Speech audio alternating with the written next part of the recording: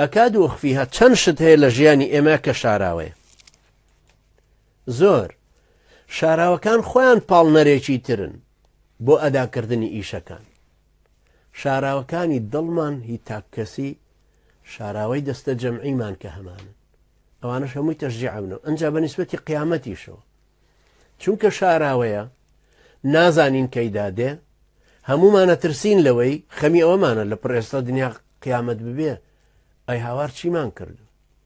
ئەبێ ئێستا حازری مردنەکەوی، ئێستا حازری گیان کێشانبی، ئێستا حازری هاتنی قیامەتەکەوی.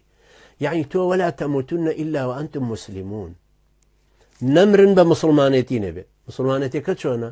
یعنی هەموو لەحظەیەک، هەموو دقەیەکە بێ ئاگار لە خۆت بێ و ئیستعدادی ئەوەتە بێ. ئەمما کاتێک کە تۆ کەوتوتە گوناحەوە، پێغەمبەری خوا عەلەیهی سەڵاتو وەسەلام فەرمووی ئیمانەکە هاتۆتە پشت سەری، ئەبێ زوو بیگەڕێنیتەوە، زوو تۆبەی لێ بکەی بۆ ئەوەی لەم لەحظەیە قیامەتمان بەسەرا بێ خەسارەتمەند نەبین. بەم شێوەیە خوای گەورە فەرمێ إن الساعة آتية أكاد أخفيها لتجزى كل نفس بما تسعى. بۆ ئەوەی هەموو کەسێک پاداشتی خۆی وەربگرێت. جەزا بەکارهێنرێ بۆ سزاش عیقاب، بۆ پاداشتیش ثەواب. جملەکە هەردووچی ئەگرێتەوە. هەروکو چۆن نەڵین یەوم الدین، یەوم العیقابیشە و یەوم الثەوابیشە، ڕۆژی قیامەت، ڕۆژی دین. چونکە ڕۆژی دین کەوتمان ڕۆژی قیامەت یعنی خەڵکی هەڵەستنەوە، بەڵام ڕۆژی دین مەبەست لە پاداشت و سزاکەیە کە لە کەلیمەی دینەکە هەیە. سەیریکەن. ئیسباتی خوایەتی خوای پەروەردگاری کرد بە ڕوبوبیەت و بە ئولوهیەتی. إنني أنا الله لا إله إلا أنا، پەرستنەکەشە لەبێ بۆ ئەو بێ. فاعبدني وأقم الصلاة لذكري إن الساعة آتية أكاد أخفيها لتجزى كل نفس بما تسعى. پەیامەکە چییە؟ ناساندنی خوای پەروەردگار، پەرستنی خوای پەروەردگار، باوەڕبوون بە قیامەت، بە زیندوو بوونەوە. هەموو دینیش لەسەر ئەساسی ئەمەوە دروست دەبێت.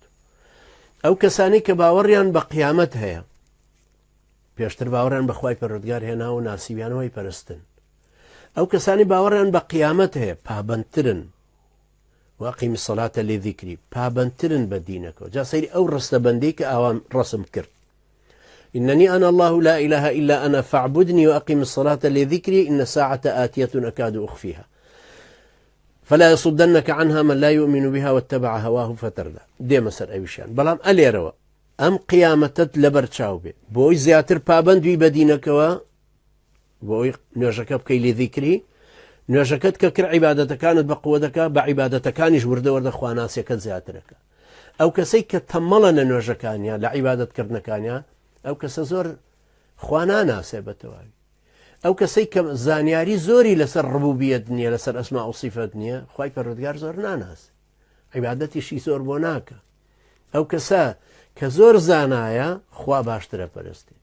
إنما يخشى الله من عبادي العلماء. ئەو عولەمایانەی کە زۆر شارەزان لە خوا زیاترە ترسن. ئەو کەسانی کە عیبادەتی زۆرەکەن، ئیلتیزامیان بە دینەکەیەوە هەیە، تەقواکارانە، سەرەکەون بە پلەی تەقواکاریە، باشتر خوا ئەناسن.